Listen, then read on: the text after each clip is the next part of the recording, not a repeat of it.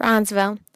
The neighborhood known as Bronzeville is today loosely defined as the area between Cermak and Washington Park, as well as Federal Street in Lake Michigan. One of the first documentations of the name Bronzeville to describe the area was by a Chicago Bee editor who said that it reflected the skin tone of the residents. This, however, was once there was a large African American population in the area, which did not occur until the Great Migration between the years of 1910 and 1920. Before this, however, the neighborhood was known as Douglas, as the tract of land was donated to the federal government by a famous Illinois politician by the name of Stephen A. Douglas. One of the first known establishments in the area was in 1855 was that of St. James Parish, the first Irish church in the area on 26th Street and Wabash Street. After the Great Chicago Fire of 1871, the South Side began to receive more residents, including the white middle class, Irish Catholics, and German Jews. In 1874, a mission Sunday school was founded by Joseph F. Armour at 31st Street and State Street, called the Plymouth Mission. In 1881, Armour died and left $100,000 to his brother so that he could establish a Sunday school for the community. His brother doubled the amount and built the Armour Mission. The mission was free and open to all, regardless of race and or class. Teachers were sent there, including Julia A. Beveridge, who began starting a curriculum for technical classes to teach children skills. This became the foundation for the Armour Institute of Technology, which opened in 1893. In 1881, the Michael Reese Hospital was opened by the United Hebrew Relief Association that was given the funding by Michael Reese, who lived from 1816 to 1878. The mission of the hospital was to treat patients regardless of race and or nationality until its closing in 2009. In 1890, the hospital established a training school for nurses, which was dedicated to charity, medical research, and education, and closed its doors in 1981 as nurses started receiving more training at other locations. In 1889, Christian Brothers established De La Salle Institute at 35th Street and Wabash Street. In 1889, a Standard Club began, which was an organization of elite Jewish men, and was moved to 24th Street and Michigan Avenue. As the Great Migration began in the early 19th century, thousands of African Americans began moving to Chicago from the southern states. In the 1920s, white businessmen established restricted covenants and zoning restrictions that prohibited African Americans from living among them. In result, black businessmen, professionals, and middle-class families started to settle into Bronzeville as Chicago wealthy white residents moved to the North Shore. Due to limited housing options, African Americans started to settle into houses that were originally owned by white investors. Through the years of the Great Depression and World War II, Bronzeville residents continued to welcome relatives, friends, and new families to the area. Single, small family apartments often got filled with extended family members who could often help pay rent. The Bronzeville became increasingly overpopulated as restricted covenants severely limited the geographical areas where African Americans were allowed to live. New construction was mainly limited to a handful of small 1- and 2-story structures, which were built as investments by white speculators with an eye of growing potential of the African American economic market. Fortunately, two major events later changed how businesses and establishments were funded. The first event happened in 1908 when Jesse Bing established and opened Chicago's first black-owned bank. discrimination in lending was a major problem for African Americans looking to become businessmen and women who wanted to invest in their own community. The bank became an instant success that helped plow the financial ground for the development of Bronzeville by its own African American community. In addition, in 1916, the investment trend started to get reversed as news got out that the Jordan building at State and 36th Street was becoming extremely profitable with an impressive apartment building and combination store. This precedent was closely followed by a series of ambitious African American owned and financed projects that were carried out along State Street. Bronzeville established and opened black churches that acted as central clearinghouses for Southern migrants searching for jobs and houses. Groceries, barbershops, and other small businesses fill the busy Bronzeville streets. During the 1920s, there also came an emergence of jazz. Jazz was very important to black culture. Originally, jazz musicians came from New Orleans. After the Great Migration, the musicians spread out. Black jazz players were very prominent in Chicago as the city had more opportunities for them. In fact, these people were considered an urban elite for coming to Chicago. They dressed in elegant tuxedos, unlike how they were portrayed in vaudeville shows. They also followed 3 simple rules. Number 1, be on time. Number 2, be well dressed. And number 3, remain awake on stage. A lot of jazz musicians enforced these rules to a T.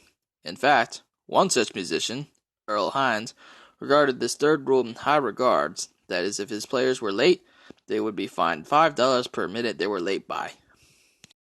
Jazz musicians played in many places, particularly black and tan clubs. Some of these places include the Regal Theater and the Sunset Cafe. The Regal Theater was located at what is now known as 4710 South Dr. Martin Luther King Jr. Drive, which was a nightclub and music venue that opened in 1928 and had an auditorium of 3,000 seats, which was designed by architect Edward Etchenbaum.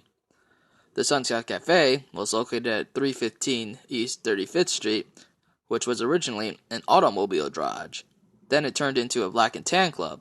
It opened in 1929, had about 100 tables, a dance floor, and a bandstand. Many famous black musicians played in these locations, including Miles Davis, born Miles Dewey Davis III from Anton, Illinois, who was a famous jazz trumpeter, bandleader, and composer. Duke Ellington, born Edward Kennedy Ellington from Washington, D.C., who was a famous jazz pianist and a bandleader of a jazz orchestra. Cab Calloway, born Cable Calloway III from Rochester, New York, who was a famous jazz singer and bandleader. Ella Fitzgerald, born Ella Jane Fitzgerald from Newport News, Virginia, who was a famous jazz scat singer. Charlie Parker, born Charles Parker Jr. from Kansas City, Kansas, also known as Yardbird or Bird, who was a famous jazz saxophonist and composer. Louis Armstrong, born Louis Daniel Armstrong from New Orleans, Louisiana, also known as Sasmo or Pops, who was a famous jazz trumpeter and singer.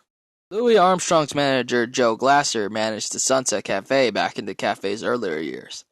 The Sunset Cafe was eventually renamed to the Grand Terrace Cafe when Al Capone owned it in 1932. Well, he really owned about 25% of it. The cafe still stands today. Sort of. It's now an Ace Hardware. However, the Regal Theater was sadly demolished in 1973 after closing in 1968. It is now the Harold Washington Culture Center. Allison Sarr's bronze figure, known as the Monument to the Great Migration, is a testament to the thousands of African Americans who migrated to Chicago in the early 20th century in search of greater freedom and opportunity. The traveler's hand is raised in salutation to his new home. In his other hand, he carries a worn suitcase symbolic of his journey, dreams, and talents.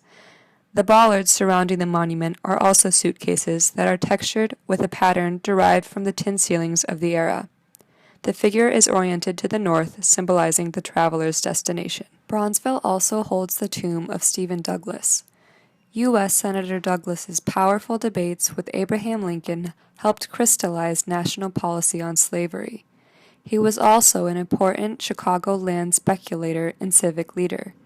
He bought thousands of acres with his most prized property along the lakefront in the Douglas neighborhood. He donated 10 acres of this land to the original University of Chicago, which survived for 3 decades here at 35th Street and Cottage Grove Avenue. During the Civil War, part of the land became Camp Douglas, an army camp and prison for Confederate soldiers. The Chicago Public Schools, in conjunction with the Mayor's Office, Chicago Park District, Illinois National Guard, and Department of Defense, established a plan to renovate the 8th Regiment Armory building located at 3519 South Giles. The Armory, located within the heart of the Chicago's historic Bronzeville area, is a historical landmark. The Armory was constructed in 1915 to provide refuge for all the Black 9th Infantry Battalion, which fought in the Pancho Villa campaign at the Mexican border.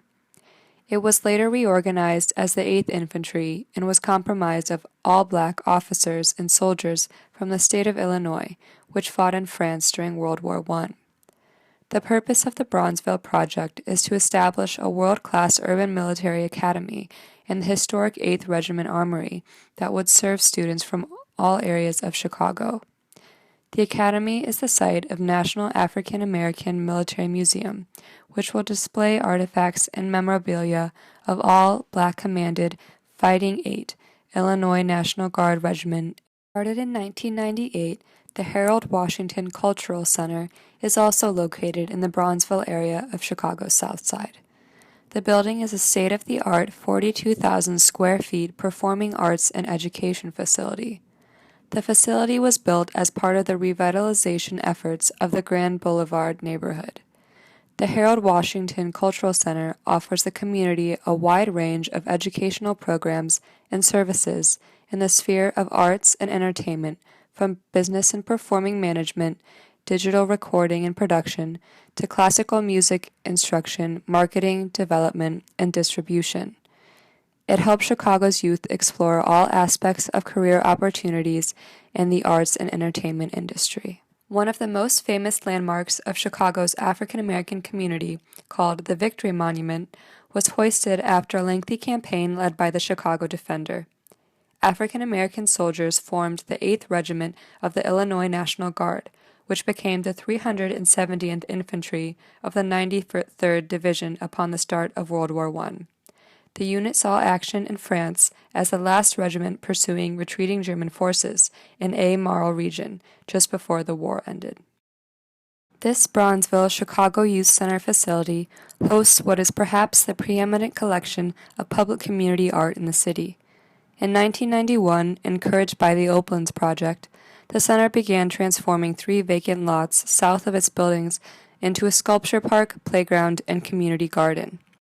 This jazzy montage of figures and textile patterns opens with the pairing of a wall-high African mask and the face of a contemporary woman, linking the African past with the present community. On the right, the striding figure of an elderly lady with her shopping bag honors the strength of the black matriarchy.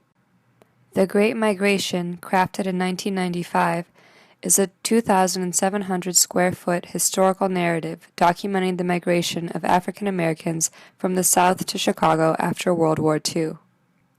The mural contrasts a rural agrarian past with the proliferation of urban industry and entertainment. 3 artists were commissioned in 1995 to create sculpture projects here at the Donnelly. Circus Shrine, a whimsical cone-shaped cement and hubcap sculpture by Kevin Orth, Totems, 6 carved tree trunks by David Philpott and Milton Misenberg. The art park also includes works made with neighborhood children,